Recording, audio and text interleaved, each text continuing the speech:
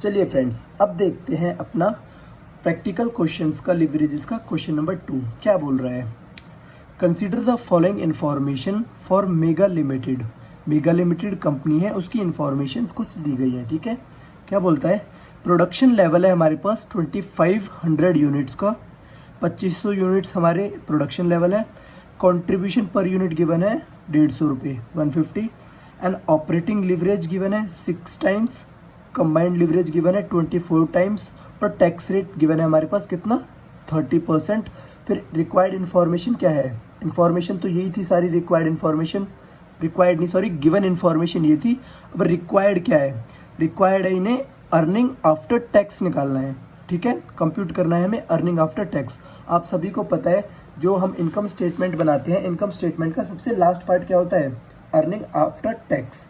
Earning after tax के बाद फिर अर्निंग ईपीएस निकलता है, अर्निंग पर शेयर वगैरह। ठीक है, चलो देखते हैं सबसे पहले इनकम स्टेटमेंट।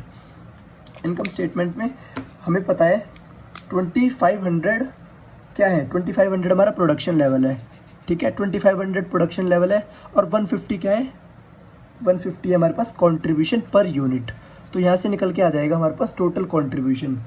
टोटल कंट्रीब्यूशन कितना आ जाएगा, 3,75,000 का हमारे पास 3,75,000 का टोटल कंट्रीब्यूशन निकल कर आ जाएगा। हमें वेरिएबल कॉस्ट और सेल्स की कोई ज़रूरत नहीं है निकालने की। ठीक है, और ऐसी कोई सच हमारे पास इन्फॉर्मेशन भी गिवन नहीं है, पीवी रेशियो वगैरह, जिससे हम सेल्स और वेरिएबल कॉस्ट निकाल सकें। तो इसलिए कंट्रीब्यूशन से ही क्वेश्चन स्टार्ट करेंगे, क्योंकि हमारा एंड गोल क्या है, अर्निंग आफ्टर टैक्स निकालना।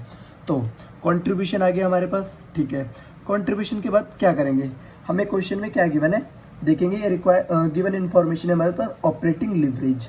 ठीक है, ऑपरेटिंग लिवरेज और फाइनेंशियल लिवरेज का यूज़ करके और सारी इन्फॉर्मेशंस निकालेंगे। ठीक है, तो सबसे पहले हमारे पास वर्किंग नोट बना लेंगे हम। वर्किंग नोट में क्या है, degree of operating leverage given है। और ऑपरेटिंग लिवरेज हम सबको पता है क्या होता है, कॉन्ट्रीब्यूशन अपॉन EBIT। ठीक है, कितना गिवन है 6। कॉन्ट्रीब्यूशन क्या है, कॉन्ट्रीब्यूशन है हमारे पास 3,75,000।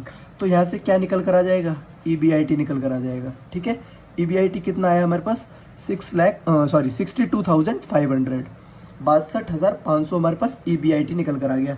तो हम उसको ही फिल कर देंगे, मतलब मैं आपको हाईलाइट कर देता हूँ, उसकी जगह आपको ऐसे ऐसे करना है स्टेप बाय स्टेप। ठीक है, तो EBIT आ गया हमारे पास 62,500। ठीक है, फिर उसके बाद हमारे पास डिग्री ऑफ फाइनेंशियल लिवरेज भी आ जाएगा। डिग्री ऑफ फाइनेंशियल लिवरेज कैसे आ जाएगा, हमें क्वेश्चन में गिवन था कंबाइंड लिवरेज कितना 24। तो आप सभी को पता है degree of combined leverage divided by degree of operating leverage कर देंगे तो क्या आ जाएगा, हमारे पास आ जाएगा डिग्री ऑफ फाइनेंशियल लिवरेज कितना 4 टाइम्स। अब हम इसको यूज़ कर लेंगे क्या निकालने के लिए, EBT निकालने के लिए। आप सभी को पता है, देखो डिग्री ऑफ जो फाइनेंशियल लिवरेज है, डिग्री ऑफ फाइनेंशियल लिवरेज क्या होता है, EBIT upon EBT, earning before tax.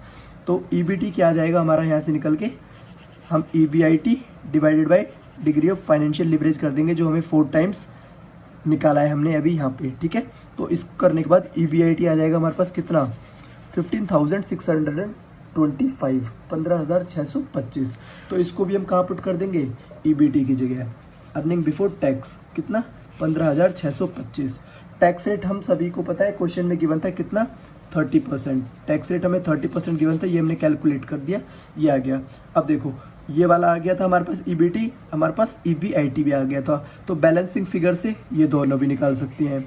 वैसे अगर आप खाली फॉर्मूले से कर रहे हो तो आपको इनकम स्टेटमेंट बनाने की भी ज़रूरत नहीं है, बट इससे क्या होता है एक क्लैरिटी मिल जाती है, पूरा क्वेश्चन सॉल्व हो जाता है, और अगर कुछ और निकालने के लिए बोला गया है तो वो भी निकल जाता है। ठीक है, तो इसलिए मैं इनकम स्टेटमेंट से ही मैक्सिमम क्वेश्चंस करता हूँ। तो यहाँ पे टैक्स निकाल दिया, टैक्स निकालने के बाद क्या आ गया हमारे पास, earning after tax. Earning after tax क्या था हमारा, रिक्वायर्ड कितना आ गया 10,937.5 या फिर 38 भी लिख सकते हो आप। आई होप आपको ये वाला क्वेश्चन भी अच्छे से समझ आ गया होगा। ठीक है, थैंक यू।